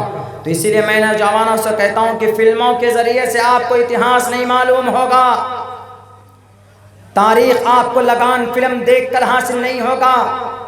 اگر کوئی اس دیش کو رام راجیہ بنانا چاہتا ہے تو آپ کہو کہ شری رام چندر جی اچھے تھے، انہوں نے ظالم کا خاتمہ کیا تھا، راون کا وَدھ کیا تھا، لیکن محمد رسول اللہ نے اس سے اور اچھے بڑے بڑے کام کیے۔ محمد نے کہا تو صاف لفظوں میں، وچرن شنا چنا ہے نہ پرتم گتی تب لنگم چدو اٹھیشور یہ گنن ویتاہا اشمما شکماروہا دیو دتم جگت پتی اسناس دودمن، دشمنوں کا خاتمہ کیا۔ محمد نے دشمنوں کو گلے سے لگا کر ان کو امن پرست بنایا، ان کو کلمہ پڑھنے والا بنایا۔ جب محمد الرسول اللہ کو اچھے کام زیادہ ہیں، پوری دنیا کے اندر سب سے بہترین اور سب سے پری ایکسپٹیبل جن کی زندگی ہے، The 100 بک کے اندر ایک کرسچن رائٹر نے لکھا کہ پوری دنیا کے اندر 100 بڑے لوگوں کی میں نے تاریخ پڑھی، ان کے اندر کرشن جی کی بھی تاریخ پڑھی، ان کے اندر مریادہ پرشوتم کی بھی کہانی پڑھی، ان کے اندر نوشیر و عادل کی بھی تاریخ پڑھی، ان کے اندر مامون کی بھی تاریخ ہم نے پڑھی، ان کے اندر ہم نے رستم کی بھی تاریخ پڑھی، ان کے اندر ہم نے افلاطون کی بھی تاریخ پڑھی، ان کے اندر انہوں نے ارسطو کی بھی تاریخ کو جمع کیا، ان کے اندر انہوں نے پوری کائنات کے اندر جو 100 بڑے بڑے مہاپروش تھے ان سب کی تاریخ کو انہوں نے The 100 بک کے اندر جمع کیا، اور اخیر کے اندر وہ یہ کہنے پر مجبور ہوا، وہ کرسچن رائٹر کہتا ہے کہ پوری دنیا کے 99 لوگوں کی میں نے تاریخ اور اتہاس، ان کی زندگی کا، ان کے چرتر کو ہم نے جمع کیا، لیکن جو چرتر جو ایکسپٹیبل، قابل قبول، قابل سمان، جو پوری دنیا کے اندر، پوری دنیا میں آج تک جو دنیا قائم ہوئی، حضرت آدم سے لے کر آج تک سب سے بہترین انسان اگر کسی کو ہم نے پایا ہے تو ان 99 لوگوں میں سب سے مہان انسان اگر کوئی ہے تو وہ پروفٹ محمد صلی اللہ علیہ وسلم ہے۔ اگر آپ کو امن شانتی قائم کرنا ہے، اگر رام راجیہ کے بجائے محمد راجیہ بنا دو تو اور بھی اچھی بات، چونکہ محمد الرسول اللہ نے کسی پر ظلم نہیں کیا۔ محمد الرسول اللہ نے بیواؤں کو، یتیموں کو، مسکینوں کو، بھوکے رہ کر آپ علیہ السلام نے ان کو کھانا پردان کیا، آپ نے ان کی خبر گیری کی، آپ نے ننگوں کو کپڑے دیے، آپ نے بھوکوں کو کھانا کھلایا، آپ نے دشمنوں کو ہاتھ سے ملا گلے سے لگایا۔ نہیں تو پوری دنیا جانتی ہے حضرت بلال، حضرت حمزہ کی جسم کے ٹکڑے کرنے والے وحشی کو آپ نے گلے سے لگا کر کلمہ لا الہ الا اللہ کو پڑھنے پر مجبور کیا۔ آپ نے ظلم زبردستی کر کے اسلام کا پرچار نہیں کیا ہے پوری دنیا کے اندر۔ اور رہی بات جو لوگ یہ تاریخ دینا چاہتے دنیا کو کہ محمد کے ماننے والے مسلم بادشاہ آئے اس ملک میں، اس دنیا میں، اس بھارت میں، بھارت کی سرزمین پر 1199 میں سب سے پہلا مسلم بادشاہ ہندوستان میں آتا۔ کیا نام تھا ان کا میرے نوجوانوں؟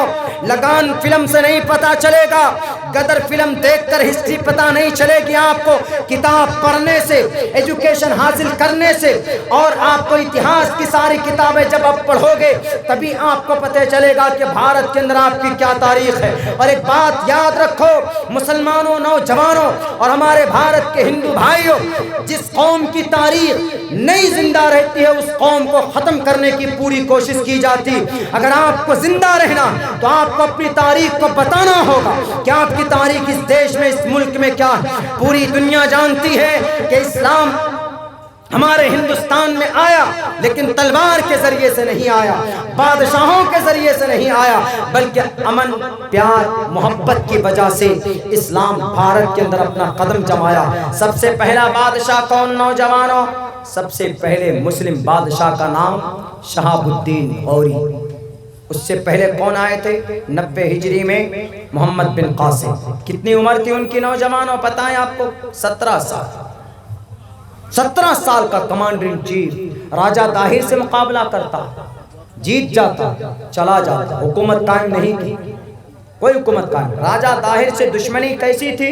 راجہ طاہر نے ایک قافلے کو لوٹا تھا جو کہ حجاج بن یوسف کا قافلہ تھا، تو حجاج بن یوسف نے بھیجا تھا محمد بن قاسم الثقفی کو۔ عمر کتنی تھی ان کی؟ ماتر 17 سے 18 سال۔ آج کل ہمارے نوجوان تو 17 یا 18 سال کے اندر کیا کرتے؟ گیم کھیلتے ہیں، free fire game, free fire game میں بزی ہوتے ہیں۔ پوچھ لیجئے ان سے کہ محمد بن Qasim who was Muhammad bin Qasim and they don't know، کون تھے نہیں جانتے، پتہ ہونا چاہیے۔ حضرت علی کی عمر کیا تھی؟ 22 سال کی عمر تھی جب انہوں نے غزوہ خیبر کے دروازے کو کھاڑ کر پھینک دیا تھا، غزوہ خندق کے اندر انڈرٹیکر سے مقابلہ کیا تھا۔ آپ کہیں گے کہ اس وقت انڈرٹیکر تو تھا ہی نہیں، میں مانتا ہوں انڈرٹیکر نہیں تھا، ایک میں نے مثال دیا آپ کو سمجھانے کے لیے۔ جیسے انڈرٹیکر راک خلی جو پہلوان ہے نا WWF کا ریسلر، ویسا ہی پہلوان تھا۔ غزوہ خندق کے موقع پر حضرت غزوہ خندق 30 فٹ چوڑا 22 فٹ گہرا کھودا گیا۔ ایک کافر جو بہت بڑا طاقتور تھا، بہت توتی بولتی تھی اس کی، وہ فوراً ایڑ لگایا، خندق کے پار کر گیا، اس طرف چلا گیا، محمد رسول اللہ کی صفوں میں جا کر جمع ہو گیا، کھڑے ہو کر کیا بولتا؟ حل من مبارز، ہے کوئی مائے کا لال جو انڈرٹیکر سے مقابلہ کرے؟ جیسے انڈرٹیکر ہڈی توڑ دیتا ہے، سنا ہے ہم نے کہ وہ بہت بڑا پہلوان تھا، جو آدمی جس کو مارتا تو ہڈی توڑ دیتا، اس کی گردن توڑ دیتا، تو وہی انڈرٹیکر کھلی آپ کے بھارت کا ہے، وہ کھلی جو بہت سارے میڈل جیت کر کیا ہے، طاقتور پہلوان۔ آپ میں سے کوئی کھڑا نہیں ہو پائے گا، ہم میں سے کسی کو بھی اٹھا کر پھینک دے گا، وہ اتنی طاقتور ہے۔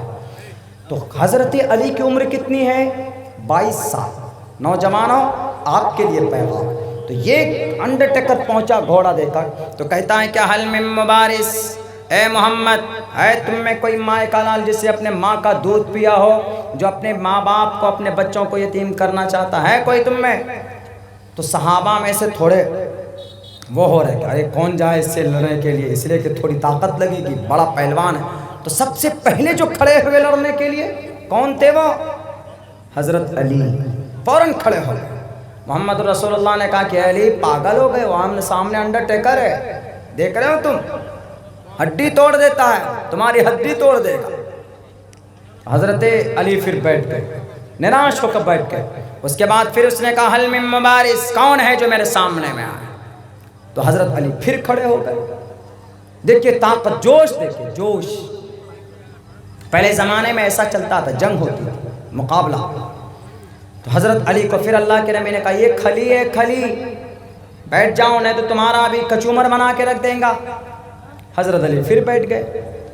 تیسری مرتبہ میں پھر کہتا حل من مبارز، کیا کسی نے ماں کا دودھ نہیں پیا؟ اور آگے لڑنے کے لیے بڑے بولتے ہم حق پر ہیں، ہم حق پر ہیں۔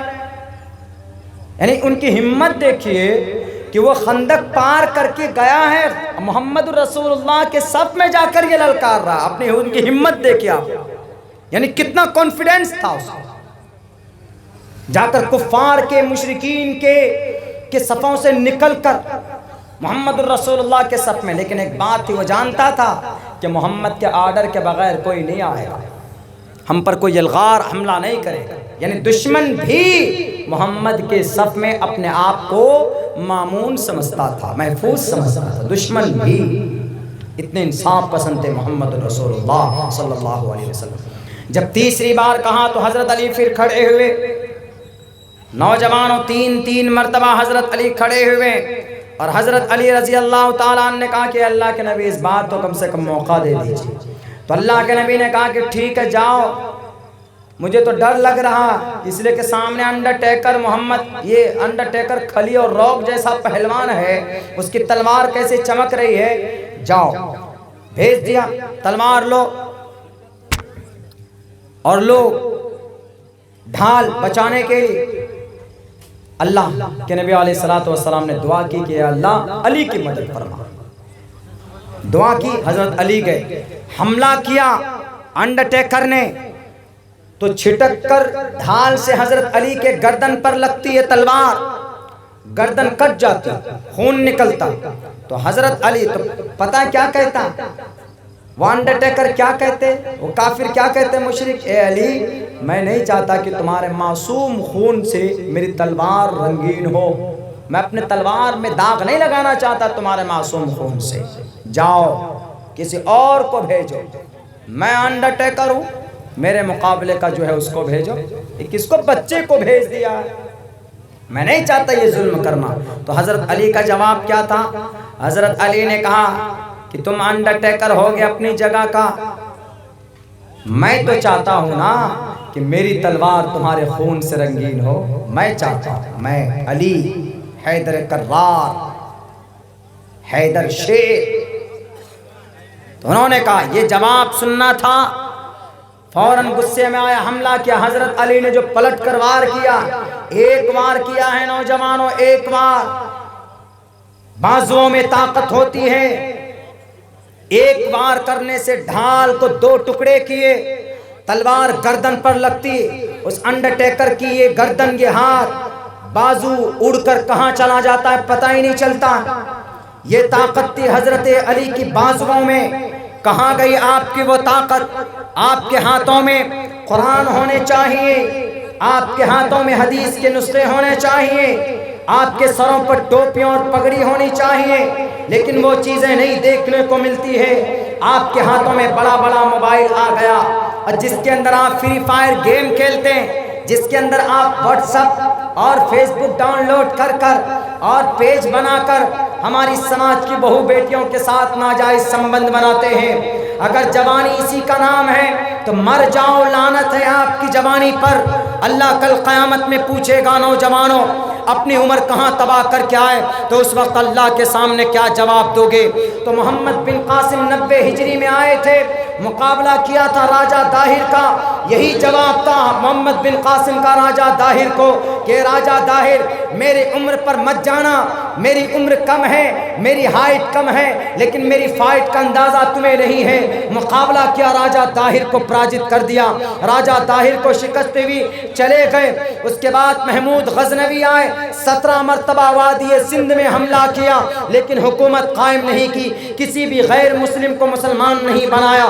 چلے گئے، یہاں سے افغانستان کے رہنے والے تھے، افغانستان میں جا کر انہوں نے کرسی اور وہاں پر تخت بچھایا۔ اس کے بعد 1191-90 عیسوی میں، یاد رکھیے گا یہ تاریخ میں آپ کو بتا رہا ہوں، جیسے قرآن کریم کے احکامات کو بیان کرنا فرض ہے، ویسے ہی آپ کو باطل طاقت سے روشناس کرانا، بے نقاب ان کے چہروں کو کرنا اور آپ کی تاریخ آپ کے سامنے میں رکھنا، یہ بھی فرض عین مانا جاتا۔ میں سمجھتا ہوں یہ بھی فرض عین ہے، آپ کو آپ کی تاریخ معلوم ہونا چاہیے۔ بھارت کے اندر 1191 عیسوی کے اندر پرتھوی راج چوہان کا مقابلہ کیا، اس بادشاہ کا نام شہاب الدین غوری تھا۔ شہاب الدین غوری بھارت کے اندر آئے، 1190 عیسوی کے اندر پرتھوی راج چوہان کا مقابلہ کرتے ہیں اور یہاں پر حکومت قائم کرتے ہیں۔ حکومت دی دو غلام کو، ایک کا نام قطب الدین ایبک تھا، دوسرے کا نام تھا التمش شمس الدین التمش۔ دونوں بادشاہ اتنے نیک تھے کہ 40 سال تک ان کی تہجد کی نماز فوت نہیں ہوئی تھی۔ جن بادشاہوں کے دلوں کے اندر اللہ کا اتنا بڑا خوف ہو، وہ کسی غیر مسلم کو، کسی آدی واسی کو، کسی بت پرست کو کیسے ان کو مار سکتا ہے، ان کو قتل کر سکتا ہے؟ جبکہ قرآن بھی کہتا من قتل نفسا بغیر نفس او فساد فی الارض فکأنما قتل الناس جميعا۔ قرآن کہتا ہے ناحق طور پر اگر کوئی آدمی کسی ایک انسان کا قتل کرتا ہے ناحق طور پر، یعنی کوئی کسی غلطی کے بغیر یا کسی بدلے کے بغیر، تو گویا کہ اس نے پوری دنیا کے انسانیت کا قتل کر دیا ہو۔ قرآن جب کہتا ہے کہ ناحق طور پر کسی ایک انسان آدمی کا قتل کرنا پوری انسانیت کے قتل کرنے کے برابر ہے، وہ قرآن کیسے آرڈر دے سکتا ہے کسی کو قتل کرنے کا؟ تو میرے بھائیو، ناصر الدین شہاب الدین غوری بھارت کا سب سے پہلا بادشاہ کون؟ شہاب الدین غوری۔ نوجوانوں یاد رکھو اپنی یہ تاریخ۔ دوسرا نمبر کا بادشاہ ناصر الدین بلبن، تیسرے نمبر کا بادشاہ جلال الدین خلجی، چوتھے نمبر کا بادشاہ محمد تغلق، پانچویں نمبر کا بادشاہ محمد محمد تیمور، چھٹے نمبر کا بادشاہ آپ کا بہلول لودھی، ساتویں نمبر کا بادشاہ آپ کا محمد بابر 1526 عیسوی میں آیا، ان کا نام تھا کون؟ بابر بادشاہ۔ اور بابر 1526 سے لے کر بابر بادشاہ کا ہی ونش چلا سوا 300 سال تک، 1857 تک بابر بادشاہ کی اولاد، جن کو بابر کے ٹوٹل خاندان کو، بابر کی تمام اولاد کو مغل بادشاہ کہا جاتا ہے۔ یعنی 700-800 سال کے اس مسلم بادشاہوں کے زمانے میں کسی بھی مسلمان بادشاہ نے اسلام کا پرچار تلوار کے زوروں پر نہیں کیا ہے۔ میں تاریخ کا طالب علم ہوں، میں ہسٹری کو پڑھتا ہوں، میں اتہاس کو پڑھتا ہوں۔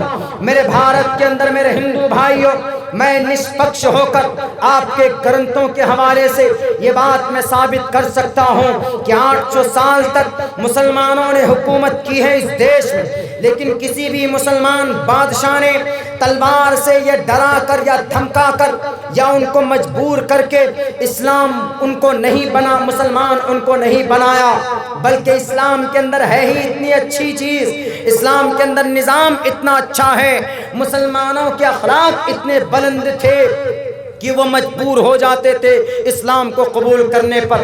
ہاں، ان 800 سال کی لمبی تاریخ میں ایک بادشاہ جن کا نام محمد تغلق تھا، چوتھے نمبر کا بادشاہ، انہوں نے اسلام کا پرچار کیا، باقی کسی بادشاہ نے اسلام کا پرچار نہیں کیا۔ یہاں تک کہ محمد تغلق نے جو اسلام کا پرچار کیا ہے وہ بھی اپنے ذریعے سے نہیں بلکہ علماء کو کھڑا کیا، حضرات علماء کو کہا کہ آپ مدرسوں میں، مسجد میں ٹائم جو نماز پڑھانے کا ہے وہ نماز پڑھائیں، باقی ٹائم آپ چلے جائیں گاؤں دیہات کے اندر، وہاں ہندو بھائیوں کو بتائیں کہ کم برہم دتیو ناستے نہنا ناستے کنچن ایکم ایوم ادویتم، وہاں جا کر آپ بتائیں گاؤں سماج کے اندر ہندو بھائیوں کو ان کا شاستر پڑھ کر بتائیں اور کہیں کہ یہاں نہ پکش باتیں کچھ راکھو، وید پران سنت مت بھاکو، تب لکھ جو سندرم چاہے کوئی، بنا محمد پار نہ کوئی، محمد کے بغیر شریعت کے بغیر اللہ کی عبادت کیے بغیر کوئی انسان جنت نہیں جا سکتا۔ محمد تغلق نے یہ ڈیوٹی یہ ذمہ داری کن کو دی تھی؟ حضرات علماء کرام کو دی تھی۔ محمد تغلق چاہتا تو ڈرا کر اسلام قبول کروا سکتا تھا، مار سکتا تھا، کاٹ سکتا تھا۔ ہاں تیمور لنگ تھا ایسا فسادی جو بھارت کے اندر آیا تھا تو سب سے پہلے انہوں نے کالے رنگ کے جھنڈے گاڑے، جس کا مطلب ہوتا تھا کہ آج کسی کا قتل نہیں کیا جائے گا، کسی کا بھی نہیں، یعنی آج یہ اعلان ہے کہ آ جاؤ تم دولت جمع کر دو۔ دوسرے دن یہ سرخ رنگ کا جھنڈا لگاتا تھا، اس کا یہ مطلب ہوتا تھا کہ آج صرف فوجیوں کا قتل کیا جائے گا، یعنی سپاہیوں کا قتل ہوگا، گاؤں کی سماج کی بہو بیٹیوں کا قتل نہیں ہوگا۔ اور تیسرے دن وہ جھنڈا گاڑتا تھا بالکل سرخ رنگ کا، لال رنگ کا، اس سے یہ پتا چلتا تھا، یہ اشارہ ہوتا تھا کہ آج کسی کو نہیں بخشا جائے گا۔ اور آپ کو یاد ہونا چاہیے، آپ کہیں گے تو محمد تغلق نے تو ہندو بھائیوں کا قتل کروایا، نہیں میرے ہندو بھائیوں، بلکہ 1,00,000 قیدی بھارت سے اٹھا کر لے کر گئے۔ یہ کہاں پر؟ وہ آذربائیجان کے بارڈر پر 1,00,000 قیدی کو قتل کیا۔ پتہ وہ 1,00,000 قیدی میں سے 75,000 کون لوگ تھے؟ 75,000 مسلمان ہی قیدی تھے۔ تیمور لنگ ظالم تھا، آدھی دنیا میں حکومت تھی اور آدھی دنیا میں حکومت تھی سلطان باعزید خان کا، دونوں کا زمانہ ایک تھا۔ تیمور لنگ کی حکومت مشرقی دنیا میں تھی، مغربی دنیا میں حکومت سلطان باعزید خان کا تھا۔ یہ دونوں اگر چاہتے تو پوری دنیا کے اندر اسلام کا جھنڈا گاڑ سکتے تھے، لیکن نہیں، تلوار کے ذریعے سے اسلام نہیں پھیلا ہے۔ اسلام پھیلا ہے تو محبت سے پھیلا ہے، اسلام پھیلا ہے تو اچھائی سے پھیلا ہے۔ اگر بھارت کے اندر کوئی سادھو سنت، بھارت کے اندر کوئی نیتا، بھارت کے اندر کوئی بی ایم یا سی ایم یہ کہتا ہے کہ بھارت کے اندر 800 سال تک مسلمانوں کی حکومت تھی، انہی مسلمانوں نے اسلام کا پرچار یہاں پر کیا، تو یہ غلط ہے۔ کھڑا کرو اس کو لا کر سامنے، عبداللہ ان کے سوال کا جواب دے گا، ان کے سامنے تاریخ پیش کروں گا اور میں کہوں گا کہ بتاؤ موتی سنگھ ظالم بادشاہ تھا، ان کا نام عبدالواسع خان کیسے پڑا؟ خود وہ بادشاہ تھا تو ان کو کیسے اسلام قبول کروایا، وہ کیسے مسلمان بنایا؟ میں ان سے سوال کروں گا، بتاؤ راجہ ہرش وردھن کو کس نے مجبور کیا، اس کا نام کیسے سعد اللہ خان پڑا؟ بتاؤ راجہ چیرانند کو اسلام کس نے قبول کروایا، جس نے اپنے نام پر مسجد بھی بنوائے اور خانقاہ بھی بنوائے اور مدرسہ بھی بنایا؟ میں کہوں گا، ان کو جواب دوں گا کہ بتاؤ راجہ بھوج کو کس نے مجبور کیا تھا اسلام قبول کرنے پر؟ جس نے پان بھیجے، بھارت سے پان بھیجا، کہاں؟ کعبۃ اللہ مدینۃ المنورہ کے اندر، کعبۃ اللہ کے اندر، اور انہوں نے محمد کے نام پر یہ جملے بھی کہے، اتسمن ترے ملے چچارین سمنوتا مہامدیت کی آت ششیو ساک سمنوتا لنک چدی شکائنا شمشرو دھاری شدوشکا اچلا پی سرو بکشی بھوشتی جنومم بلا کولم چپشوستے شام بکشیا متام مسرنے وسنسکارا کو شیری بھوشتی تسما۔